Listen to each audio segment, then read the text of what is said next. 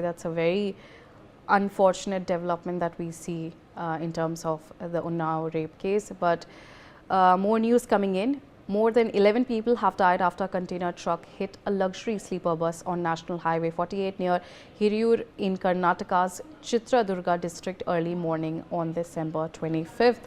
The bus with 32 passengers, which was on its way to Gokarna, was engulfed in flames under the impact of the collision, and most of the deceased were burnt alive inside the vehicle. East Zone Inspector General of the police, Ravi Kant Gowda, has said, and the police driver and cleaner escaped.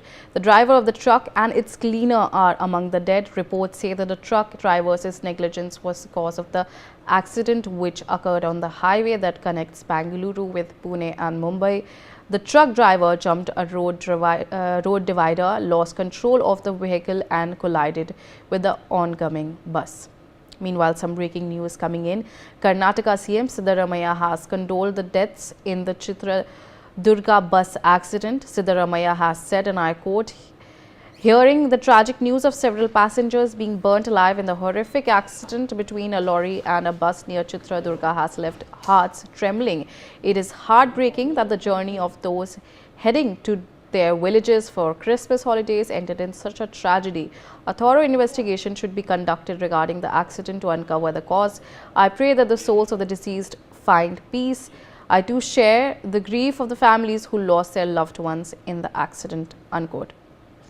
Obviously, it's a major accident that was reported, in which now Siddaramaiah has also condoled, and he has said, and he has added that a thorough investigation will take place in terms of this accident, and he has also expressed his condolences. We have seen at least 10 people have died in this incident. And now we have seen earlier Prime Minister Modi also announced ex gratia as well, when we talk about giving it to the deceased, the next kin of the deceased, as well as the injured people.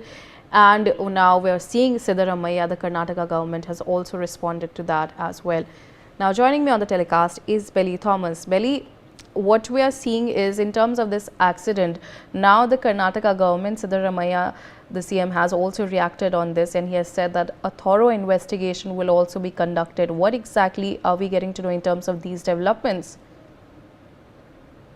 Riya, as of now, the police authorities in Karnataka are conducting an audit as to how many passengers were exactly in this sleeper coach bus owned by the Seabird company, the tourist travels in Karnataka, and they are also into interstate travel services, especially sleeper coaches, so overnight traveling between cities of the neighboring states as well.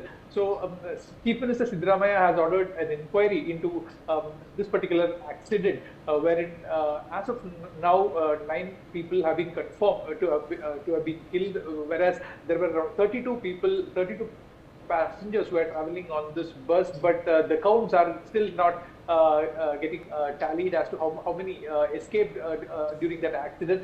Eyewitnesses say that they saw a few people jumping out of the windows and escaping to safety, but as of now the police are again verifying as to the head count of the people who have gone missing and the people's body that have been found with the charred remains, including identifying them with their ornaments and the burnt pieces of cloth and their tattoos and things like that. So as of now, we've been told that an audit is being conducted by the state government, and as well as the center has announced ex gratia. Well, the Prime Minister's office have announced an ex gratia of 2 lakh for the deceased victims' kin, and rupees 50,000 for the injured victim. Now, the state government is conducting an audit as to ascertain how many have died in this accident altogether, and who will have to be fixed. All right, Belly, stay on with me now. I also have with me Bhaskar Rao, former IPS, joining me on the telecast. Bhaskar Rao, thank you so much for joining me on the telecast. Now, what we're getting to know in terms of this accident that took place in Karnataka, what exactly, in your experience, would you say is the cause of this accident? We are getting to know that it could also be the negligence of the driver. What exactly are the important points to consider when an investigation like this is taking place? The preliminary report suggested the truck driver dozed off on the wheel and he jumped over to the next lane and hit that bus. But after having hit that bus and the bus having caught fire, we don't know what led to that fire spreading so fast. Because I have been always mentioning about these sleeper buses are flying coffins on the road, because they have no escape routes, no emergency routes, and the buses are all loaded with plastic curtains, plastic carpets, and plastic berths, etc.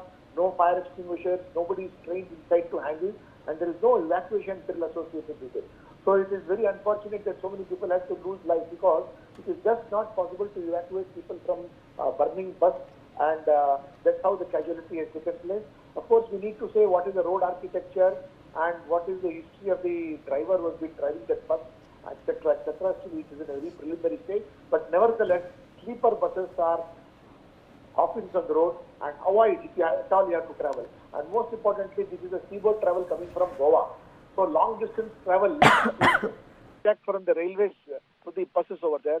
More trains need to ply now so that buses don't take over the role of trains over there. Thank you. And Bhaskar Rao, what exactly, when we're talking about the eyewitness giving statements and other important forensic evidences, how long does an investigation in terms of these cases take place for at least the outcome of what exactly the cause is to be released? See, if people are not able to burning bus, that itself is a cause of great concern over there.